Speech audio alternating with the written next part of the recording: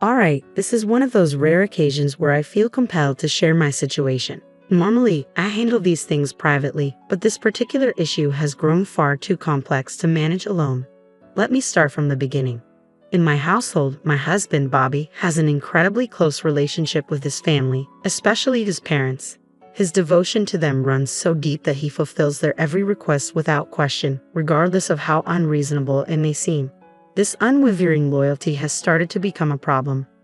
Bobby refuses to acknowledge it. Every time I try to talk to him about it, he becomes defensive and dismisses my concerns. The main issue, and the reason I'm seeking advice, is that Bobby has always gone above and beyond for his parents. From the very start of our marriage, he's felt obligated to indulge their wishes.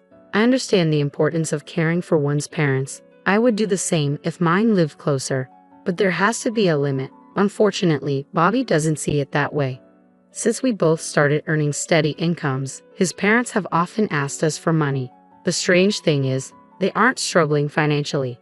In fact, they live quite comfortably and can easily afford their own luxuries. At first, I went along with it because, well, they're his parents and I wanted to respect that. But as time went on, I started feeling uneasy. We've sent them so much money over the years, enough that we could have taken a few international vacations by now. I've tried explaining to Bobby that while we're doing fine financially, it's irresponsible to keep funneling so much of our extra income to his parents. We need to start thinking about our own future, saving for kids, buying a home, making significant purchases down the line. At first, he seemed to understand where I was coming from, but before long, the conversation turned into an argument. He insisted that since we're living comfortably, why shouldn't we help his parents out with the extra money? It's not that I want to stop helping them altogether. I just think there needs to be a balance between supporting them and taking care of our own future. That's what I'm struggling with, finding that balance. Bobby, however, remains firm in his decision to keep supporting his parents financially, and it's driving a wedge between us. The situation has frustrated me to the point where I almost walked out during one of our arguments. My anger boiled over when I remembered how his parents treated me in the past. If they had ever made me feel like part of the family, maybe I could be more understanding. But they never accepted me. They weren't there for us when we needed them most. I can still remember when Bobby and I were just starting out, fresh out of college, and barely making ends meet. We went to his parents, hoping for a little help to buy our first home, only to be met with cold refusal. They didn't even take a moment to consider our situation. Instead, we were lectured about adult responsibilities and how we needed to learn to save for ourselves. It was less about offering guidance and more about dismissing our struggles entirely. And now, years later, here we are, sending them money they don't even need, while Bobby refuses to see the bigger picture. Despite my frustrations, I don't know how to get through to him. I bit my tongue, choosing to keep my thoughts to myself. It was disheartening to see Bobby's parents so unwilling to help their own son, but I resigned myself to accept their decision if Bobby could make peace with it. However, the issue resurfaced about a year and a half ago when I inherited a house from my mother. It was a lovely property, but it needed major renovations. While we had saved some money, it wasn't nearly enough to cover the necessary repairs. This recurring pattern, needing financial assistance and being repeatedly rejected by Bobby's parents, who nonetheless had no issue asking us for money, began to strain how I viewed our relationship dynamics. The constant tug of war over finances exposed a painful imbalance. They were more than willing to take from us but refused to offer help when we needed it most. Faced with the challenge of making the inherited house livable, we decided to approach his parents again, hoping this time they might be willing to lend a modest sum. Unfortunately, they refused once more. This time, they told us to stop asking for their money and to figure things out on our own. They even suggested I sell the house, dismissing it as a waste of space and something that looks like crap. Their words cut deep. This house wasn't just a property to me. It was a cherished connection to my mother, filled with memories and sentimental value. I bit back my hurt and anger, thinking it would be impolite to react at the time, though part of me now wishes I had spoken up. Maybe if I had, their blatant disregard for our situation might not have been so bold. But instead, I chose to let it go. Determined not to let their rejection stop me, I decided to take matters into my own hands. I worked tirelessly, scraping together funds, and poured every bit of my effort into the renovations. Slowly but surely, as I started earning more, the project became more manageable. After months of hard work, the house was completely transformed into something beautiful. a home I was incredibly proud of, a testament to my dedication. A few months later, I finally had the chance to show off what I had accomplished. I invited my in-laws over for dinner to celebrate my mother-in-law's birthday, and by that time, the house looked stunning. I was proud of all the hard work I had put into transforming it and hoped the evening would go smoothly. Typically, our family gatherings are peaceful as long as the conversation doesn't revolve around money, which is always a sensitive topic with them. When they arrived and saw the renovations, I could tell they were taken aback.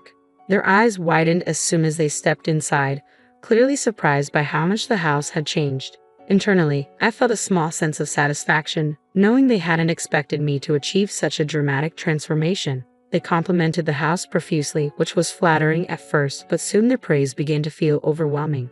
They started inspecting every corner, asking detailed questions about how much everything had cost. At first, I tried to brush it off as natural curiosity. After all, they knew we hadn't had a lot of extra money to spare, and they hadn't contributed a dime to the renovations. But as their questions continued, it became clear their interest wasn't about admiring the hard work. I could feel them tallying up the expenses in their heads, trying to figure out exactly how much we had spent. It was intrusive, almost demeaning, as if the value of my efforts could only be measured by how much money we had poured into the project. The dinner itself started off well enough, with light, enjoyable conversation, but things quickly shifted when my mother-in-law brought up the subject of dream vacations. She asked me about my ideal getaway, but I could tell by her tone and her disinterested expression that she wasn't really listening. It felt like she was just waiting for me to finish speaking. Her sudden excitement after my brief response seemed forced, which only heightened my suspicions. And soon, the real reason for their visit emerged. They wanted us to help finance a vacation home. After years of refusing to help us when we needed it, here they were, asking us to contribute to a luxury they desired, a vacation home, no less. They were well off and more than capable of saving for it themselves, so why were they turning to us for help? It became clear that they had assumed, based on the renovations I had managed to complete, that we must be flush with cash. Nothing could have been further from the truth. When I asked them to explain why they needed a vacation home, their answer was simply that they were bored and wanted a change of scenery for weekends. I was shocked by their sense of entitlement. I calmly explained that we didn't have extra money to spare for something so extravagant, but then Bobby's reaction stunned me. He turned to me with a look of disbelief, as if I had just committed a terrible offense.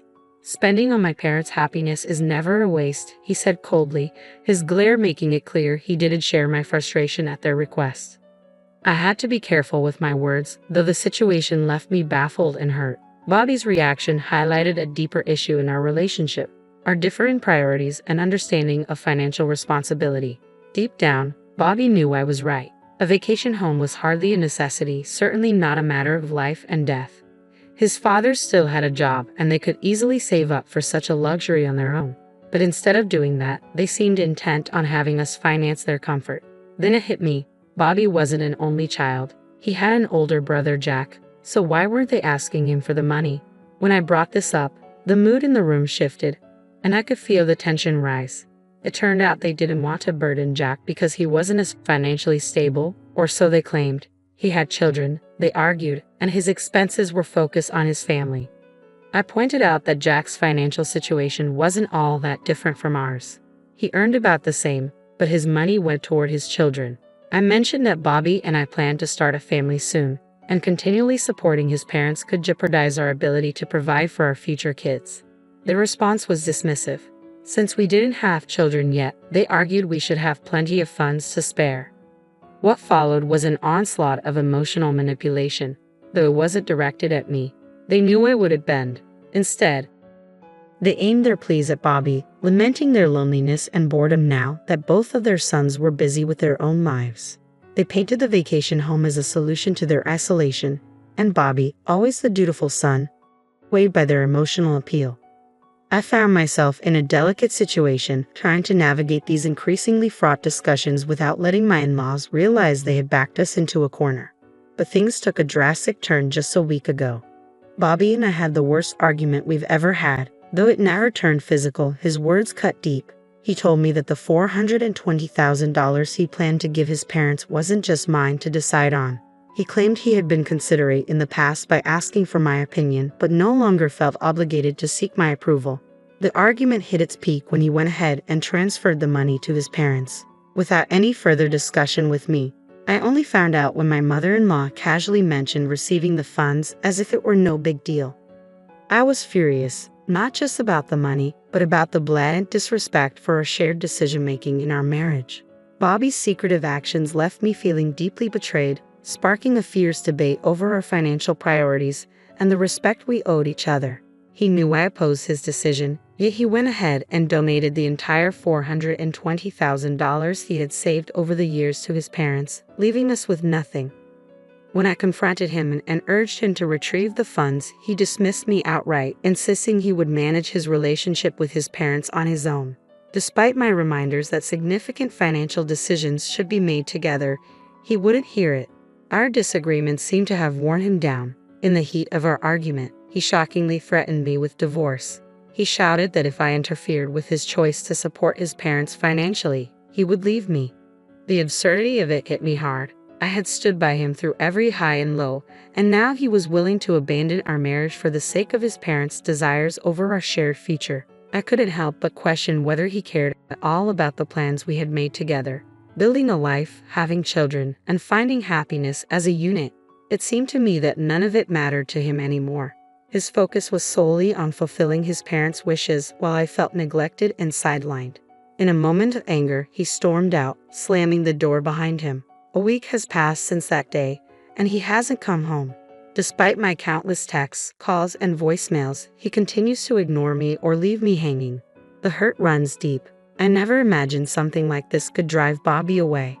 When I reached out to my in-laws, I discovered he had been staying with them since he left.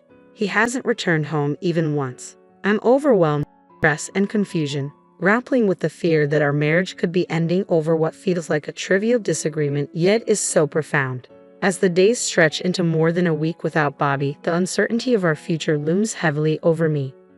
I had reached a pivotal moment. Initially, I was hesitant, unsure if severing ties was truly the right decision. But the ongoing chaos, coupled with the blatant disregard from Bobby and his family, solidified my resolve.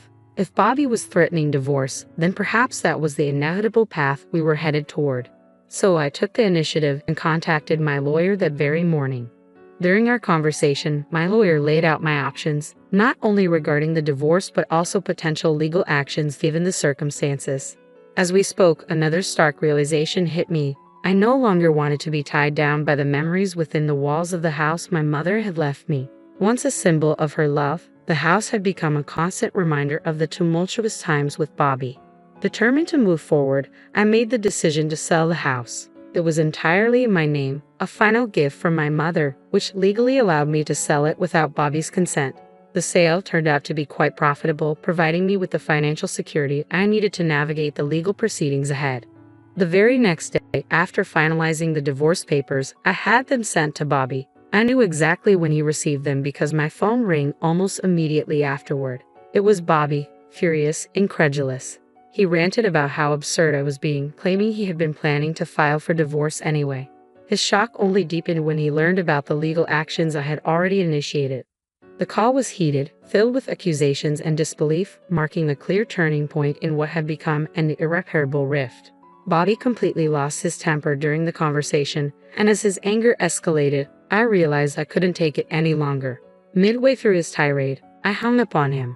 As the days led up to the court case, I was a bundle of nerves. My mind was flooded with worries about the potential outcomes. What if the court ruled against me? What if I ended up losing everything, including the money? The uncertainty gnawed at me, but I knew I had to push through to see this to the end. Despite my fears about the future, I didn't allow them to overwhelm me. I dressed confidently, put on my best smile, and walked up to the courthouse, ready to face whatever lay ahead. It was the day of the final hearing for our divorce, and to my surprise, everything turned out incredibly well. Not only was I able to keep all the proceeds from the sale of the house, but the court also ordered Bobby to pay me a substantial amount in alimony, fulfilling his legal obligation. This outcome was unexpected, especially receiving more money from Bobby, but it felt justified given the emotional and mental toll his actions had taken on me. Accepting this money felt like a reclaiming of my dignity. The disapproval and shock on my in-laws' faces as the verdict was read brought me a sense of vindication. They likely never anticipated that their manipulation would backfire so severely. They had thought they could exert control over me without consequences, but instead, they ended up losing significantly. Since then, life has been relatively calm. I did receive a harsh call from my mother-in-law who criticized my actions, accusing me of selfishness and lacking the ability to care for others. She even went as far as to say I would never be able to start my own family. Despite her words, I've been able to move forward. I used the money from the house sale to secure a new apartment for myself, where I could finally save without the constant pressure and demands from others. However, a part of me still questions the measures I took. Was taking him to court too extreme? I'm curious to hear your thoughts on this, so please share your opinions in the comments below. The situation took a surprising turn, but I felt it was necessary under the circumstances. As I scrolled through the comment section of my latest post, the range of opinions was striking. Some commenters defended Bobby, questioning what was the big deal about giving his parents $420,000 if he had $550,000. On the other hand, many disagreed vehemently, supporting my perspective. They pointed out that we had been financially assisting his parents for years while trying to establish our own financial security and save for a house. The debate in the comments was clearly divided. A significant number criticized my decision to sell the house and keep the money, labeling it disrespectful, given that the house was legally in my name. However, about half of the commenters backed my actions, asserting that it was exactly what I needed to do in light of the circumstances. So let's open this up for further discussion. Drop your comments below, and let's dive deeper into this situation.